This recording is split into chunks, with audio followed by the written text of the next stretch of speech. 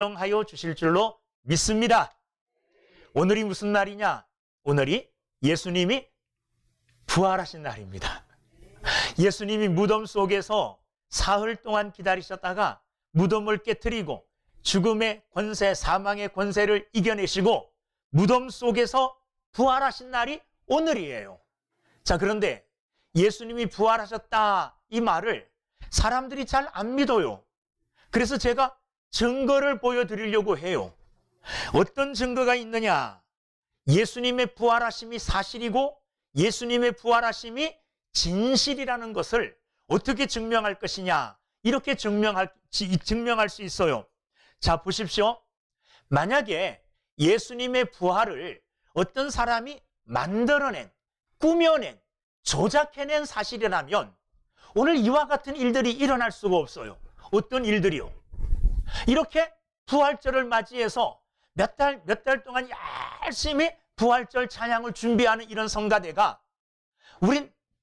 우리나라에서만 해도요 몇만 개 성가대가 돼요. 네? 서울에만 해도 교회들이 얼마나 많습니까? 그 모든 교회들이 다 부활절을 맞이해서 이런 찬양을 준비해요. 그것도 하루 만에 준비할 수 있는 게 아닙니다. 제가 알고 있는 많은 사람들 뭐 껐딱하면 뭐라 그러냐, 좀 만나자 그러면 부활절 칸타타 연습해야 된대요. 그러니까 많은 교회들이 이 찬양을 부활절날 준비하고 있는 거예요. 우리나라뿐이 아니에요. 세계 곳곳에 세워진 모든 교회에서 오늘을 예수님 부활하신 날로 기념하며 모든 사람들이 그 사실을 하나님 앞에서 믿고 찬양으로 영광을 돌리고 있어요. 제가 알고 있는 선교사들, 그 선교사들이 가 있는 곳은 세계 곳곳입니다. 거기는 문명이 발달하지 못한 곳도 있어요. 정말 문명의 은택을 입지 못하여 거의 원시적인 삶을 사는 곳도 있어요. 그런데 들어가서 복음을 전한 이 선교사들이 그들에게도 십자가의 복음과 부활을 전하여서 오늘 바로 그 구석구석 거기에서도 예수 그리스도의 부활을 찬양하고 있다는 겁니다. 할렐루야. 이 일이 어떻게 이루어질 수 있느냐? 여러분 보십시오. 예수님께서 십자가에 못 박혀 죽으셨습니다. 예수님을 따르던 모든 사람들이 예수님의 십자가의 죽으심을 바라보고 다 흩어졌어요. 제자들도 흩어졌습니다. 무서워 떨며 숨어 있었습니다. 그런데 예수님께서 부활하셨다는 거예요. 부활하신 예수님께서 그들을 찾아가셨습니다.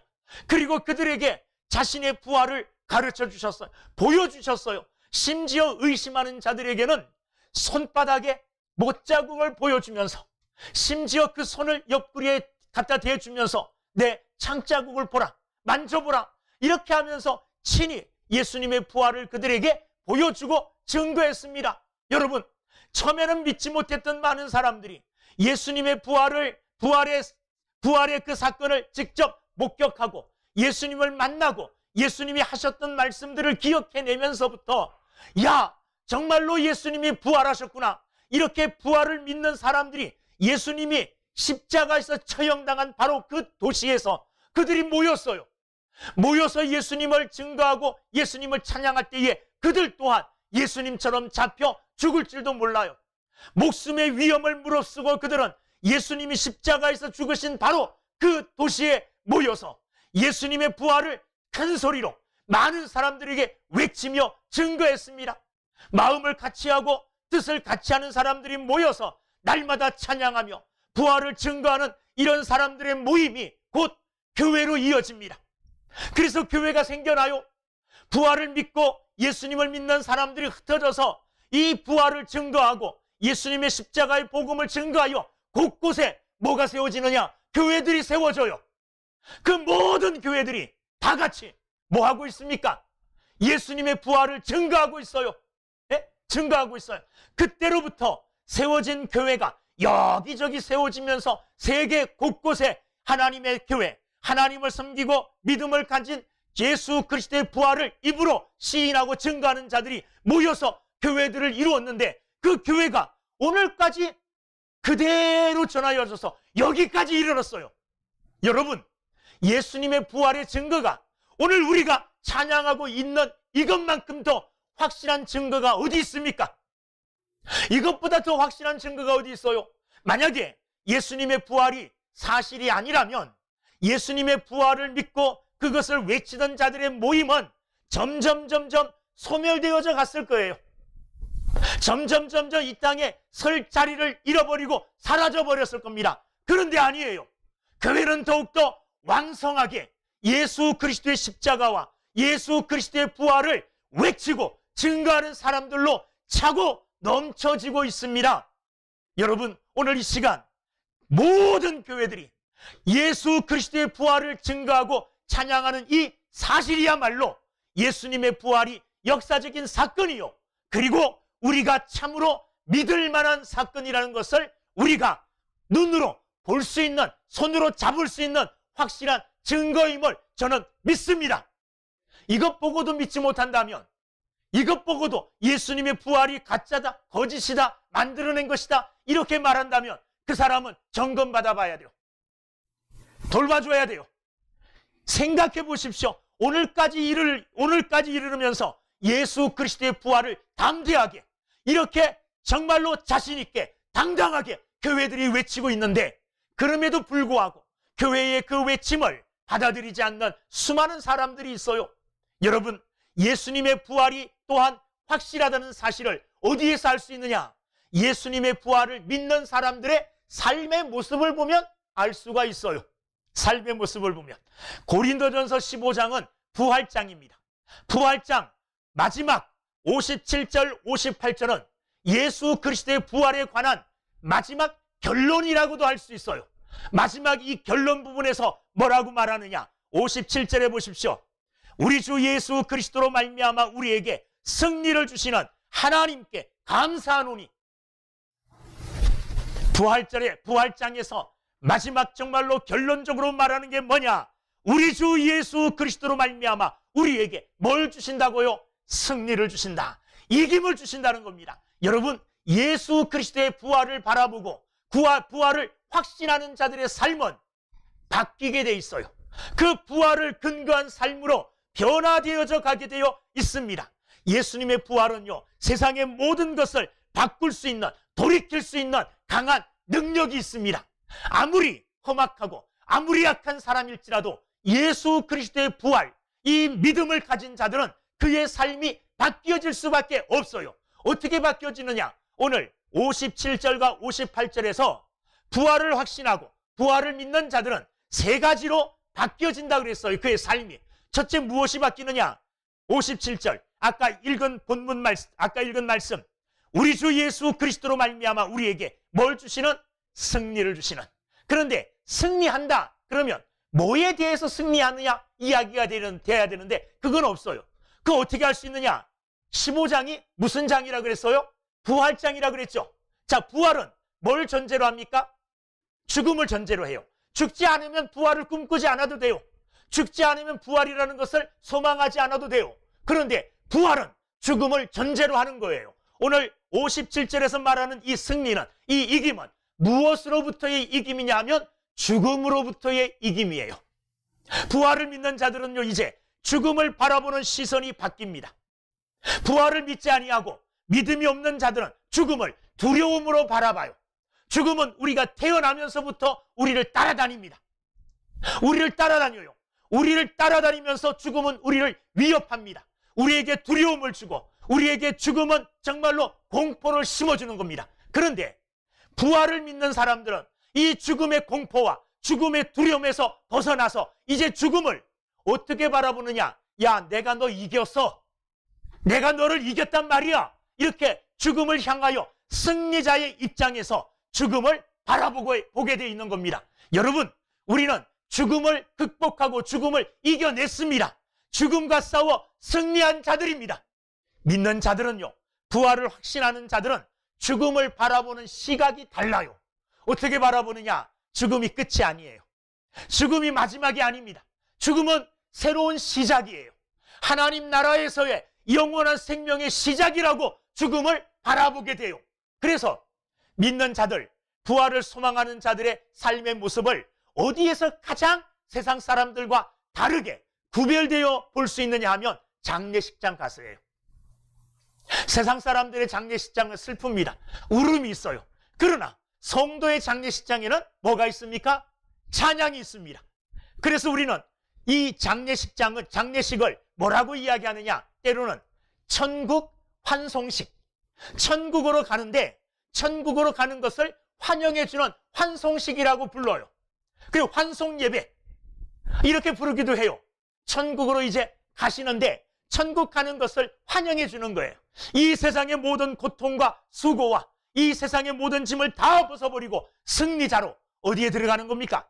하나님 나라 천국에 들어가는 거예요. 그러므로 죽음을 두려워하지 않습니다. 죽음을 극복해 놓고 죽음을 승리자의 입장에서 바라보는 이런 믿음이 누구에게요? 부활을 믿는 사람, 부활을 소망하고 부활을 확신한 자들에게 하나님이 주시는 선물이에요. 그래서 부활을 믿는 신앙의 사람은 죽음을 바라보는 시각이 틀립니다. 죽음은 일상적인 한 부분으로 봐요. 사람이 태어나는 거 자연스러운 거죠. 그죠? 우리가 잠자는 거 자연스러운 거죠. 일하는 것도 자연스러워요. 우리의 일상적인 삶, 눈으로 보는 일상적인 삶이 다 자연스럽듯이 죽음도 그렇게 자연스러운 일상의 하나로 받아들여요. 특별한 것으로 받아들이지 않아요. 공포와 두려움으로 받아들이지 않아요. 하나님이 정하신 하나의 삶의 이치로 받아들여요. 그러니까 죽음이 일상이에요. 두려워하지 않아요. 극복했어요. 왜? 57절 우리 주 예수 그리스도로 말미암아 우리가 승리했어요. 무엇으로부터요? 죽음으로부터. 그래서 부활을 믿는 저와 여러분들은 이제 죽음을 두려워하지 아니하고 죽음을 승리자의 입장으로 바라볼 수 있게 되었습니다. 이것을 감사하시고 이것을 또한 하나님 앞에 찬양하는 저와 여러분들이 되기를 주님의 이름으로 축원합니다. 두 번째, 부활의 믿음을 가진 자들은 58절 그러므로 내 사랑하는 형제들아 견실하며 흔들리지 말고 이렇게 이야기했어요. 자, 부활의 믿음을 가진 자들은 어떻게 되어지느냐? 흔들리지 않아요. 흔들리지 않아요. 견고하겠습니다. 58절 말씀처럼 견실하며 흔들리지 말고 이렇게 이야기했듯이 이 말씀대로 우리는 어떤 순간에도 어떤 상황 가운데서도 흔들리지 않습니다. 자, 우리가 이 땅을 살아가다 보면 우리를 흔드는 것이 굉장히 많아요. 자신 있게 살던 사람도 어느 날 갑자기 찾아온 질병으로 인하여 흔들리는 경우가 있어요. 자신 있게 당당하게 세상을 살아가던 사람도 어느 날 사업의 실패로 말미암아 흔들리게 되어져요. 어느 날 자신 있게 살아가던 자가 사업에 실패하고 또한 사람과 사람 사이의 관계에 실패하여서 절망과 허무가 따라와요. 그래서 흔들리기 쉬워요. 그런데 부활의 신앙을 가진 자들은 어떤 상황을 만나더라도 그 상황 속에서 흔들리지 않고 좌절하지 않아요. 왜 그렇습니까? 이 땅의 삶이 전부가 아니기 때문에 그래요. 이 땅의 삶이 전부가 아니라 이 땅의 삶을 마친 바로 그때에 부활을 통하여 영원한 생명으로 우리가 들어가기 때문에 이 땅의 삶에 집착하지 않고 올인하지 않아요. 이 땅의 삶이 전부라고 생각하는 사람들은 이 땅의 삶 속에서 나를 흔드는 것들이 나를 찾아오면 흔들리기 쉽고 무너지기 쉽고 좌절하기 쉽고 넘어지기 쉬워요. 그러나 부활의 소망을 가진 자들은요, 세상의 그 어떤 상황을 만날지라도 그 상황을 극복할 수 있는 힘과 능력이 있습니다. 무엇 때문이에요? 부활의 능력 때문에, 부활의 소망 때문에, 부활하신 예수님이 나와 함께 하신다는 이 믿음 때문에 흔들리지 않는다는 거예요. 여러분, 부활의 믿음을 가지고 어떤 상황 속에서도 견고하며 흔들리지 않는 믿음의 사람들이 다 되기를 주님의 이름으로 축원합니다. 세 번째, 부활을 믿는 사람들은 어떤 변화가 있느냐, 그의 삶에. 이제는 관심이 틀려요. 관심이 바뀌어요. 어떻게 바뀌어지느냐? 이전까지는 나의 관심을 끌고 내 마음이 가 있는 것들이 세상의 것들이라면 이제는 내 마음을 끄는 것이 바뀌어진다는 거예요. 내 취미가 바뀌고 내 소망이 바뀌고 내 비전이 바뀌어져요. 어떻게? 58절 항상 주의 일에 더욱 힘쓰는 자들이 되라. 자, 어떻게 바뀌어지느냐? 예전에는 나 중심으로 살았어요. 그래서 나를 만족시키는 것으로 내 관심이 다 집중돼요. 아, 이게 재미있구나. 아, 이게 내게 흥미를 주네. 그래서 내가 내게 흥미를 주는 것들로, 내게 만족을 주는 것들로 우리의 마음과 우리의 삶이 집중돼요. 그런데 부활의 소망을 가지게 되어지면, 예수 그리스도를 믿고 믿음을 소유하게 되어지면 우리의 관심이 이제 나를 만족시키는 것에서 누구를 만족시키는 것으로 옮겨가느냐 하면, 나를 위하여 대신 십자가에 죽으신 예수 그리스도를 만족시켜주는 일로 내 관심이 바뀌어지게 되는 거예요. 여러분, 부활하신 예수님을 믿죠? 그리고 그 믿음 가지고 하나님 나라 가게 될 것을 믿죠? 그렇다면 이제 우리의 관심이 좀 바뀌어질 수 있어야 돼요. 어떻게? 이제는 나 중심의 생각보다, 나 중심의 내 삶의 목적보다는 이제는 주님 중심의 삶, 주님을 기쁘시게 하는 삶으로 내 관심과 내 비전이 바뀌어져야 된다는 겁니다. 여러분, 부활을 소망하는 자들은 이것 알지요? 이 땅의 삶이 전부가 아니라는 것 알아요. 이 땅의 삶이 맞춰지는 날 어디 가는 거요? 하나님 나라 가는 줄 알아요. 그렇기 때문에 이 땅에 소망을 두거나 이 땅에 무엇인가를 쌓아두려고 하지 않아요. 이 땅 사는 동안에 이 땅에 쌓아놓으려고 하는 그 열심과 그 열정으로 하나님 나라의 보물을 쌓아놓는 자들이 되게 되는 거예요. 하나님 나라 갔는데 이 땅에는 많은 재물이 쌓여있고, 많은 내 업적들이 쌓여있고, 공로들이 쌓여있고, 내가 행한 것들로 이 땅이 가득 차 있을지라도 여러분, 세상 떠나는 날 다 두고 갑니다. 그래서 이 땅에 아무리 이 땅에 있는 것들로 부자도 하나님 나라 갈 땐 빈손으로 가요. 그러면 하나님 나라 갔을 때에는 하나님 나라, 이 땅에서의 삶 속에서 하나님 나라의 보물을 쌓아둔 사람은 하나님 나라 가서 그 보물을 누리게 돼요. 그런데 이 땅 위에서의 삶에만 전념한 자는 하늘나라에 쌓아둔 것이 없어요. 하나님 나라의 소망이 별로 없어요. 왜? 아무것도 없으니까. 자, 믿음을 가진다면 이 믿음이에요. 죽어도 살아요. 그리고 영원히 하나님 나라에서 살아요. 이 땅에서의 삶은 잠깐이에요. 이 땅에서 삶은 후딱 금방 지나가 버려요. 그러면 금방 지나가는 이 땅 위에서의 삶을 어떻게 살 것이냐? 가장 지혜로운 삶은 이 땅의 삶에 나에게 주어진 하나님의 모든 은혜와 축복들을 다 동원하여 하나님 나라의 상급을 쌓는 삶이에요. 이게 가장 지혜로운 사람이에요. 부활의 소망을 가진 자들은 그의 삶이 이제 이렇게 바뀐다는 겁니다. 나 중심의 삶이 아니라 누구 중심이요? 예수님 중심. 나를 기쁘게 하는 삶이 아니라 누구를 기쁘게 하는 삶이요? 예수님을 기쁘게 하는 삶으로 바뀌어진다는 겁니다. 부활을 소망하고 부활을 확신하는 자는 이제 어떤 상황 가운데서도 흔들리지 않습니다. 하늘이 무너져도 그 가운데서도 흔들리지 않고 굳건하게 서 있을 수 있는 사람들이 부활의 믿음을 가진 사람들이에요. 부활의 믿음을 가진 사람들은 이 세상이 사단이 주는, 악한 자가 주는 가장 최고의 두려움인 죽음조차도 극복하고, 죽음조차도 승리자의 입장으로 내가 너 이겼어. 죽음 너 나를 두렵게 할 수가 없어. 나는 죽어도 다시 살아.